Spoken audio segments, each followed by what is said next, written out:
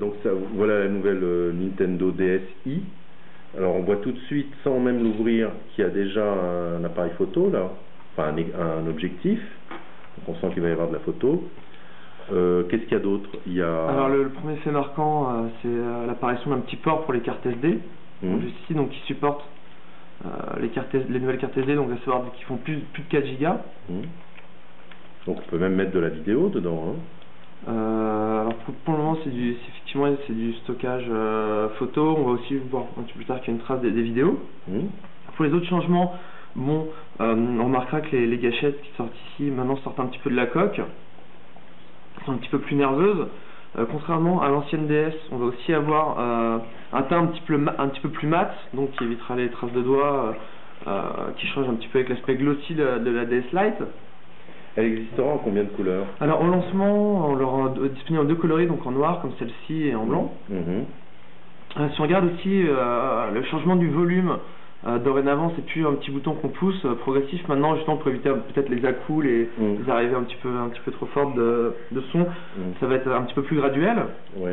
De même, hop, donc on ouvre, on a ici le premier appareil photo, la première caméra, donc qui est vers l'extérieur lorsqu'on ouvre la console, et la seconde qui est directement vers le joueur.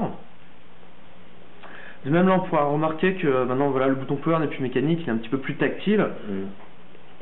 Donc si on appuie une fois, on va pouvoir lancer la console. Donc voilà, c'est un menu en japonais parce que c'est une console japonaise. Donc là ça prend là où nous sommes. Exactement. Donc c'est moi là.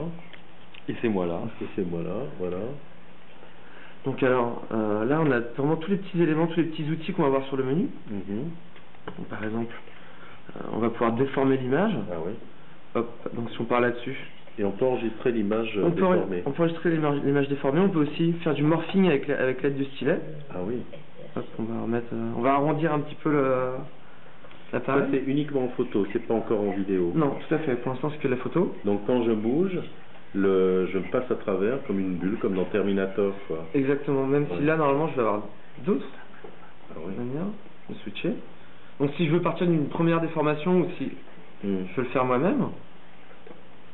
Ok. Donc là on retourne sur le menu. Une sorte de tout petit Photoshop, quoi, quelque part. Exactement. Tout à fait.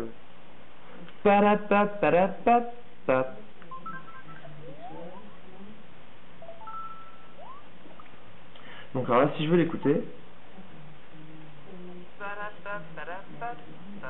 c'est normal, mais on remarquera aussi qu'on a un modulateur, donc de vitesse, et pour jouer les graves et les aigus.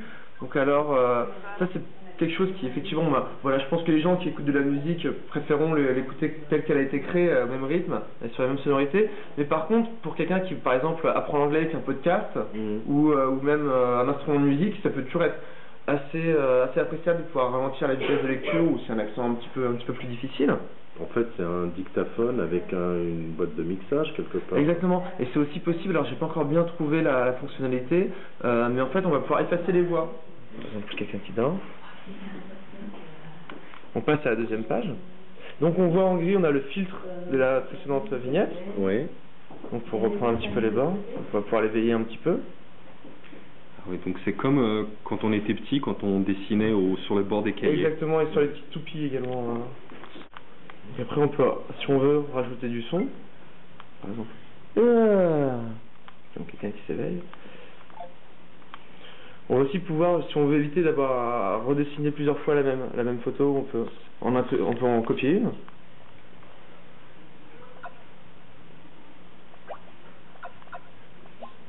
Ou en insérer.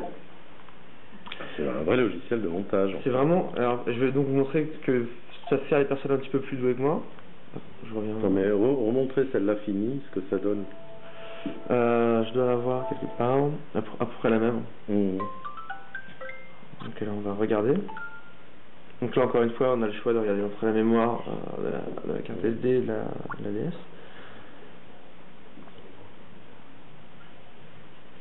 Voilà. On l'a là. On peut la rejouer. Tout à fait, oui. J'ai aussi préparé celle-là. Alors ça c'est très moche, mais j'en ai une pas mal, j'en ai une mieux à montrer. Voilà, typiquement ce qu'on peut faire avec des choses un petit peu plus abouties.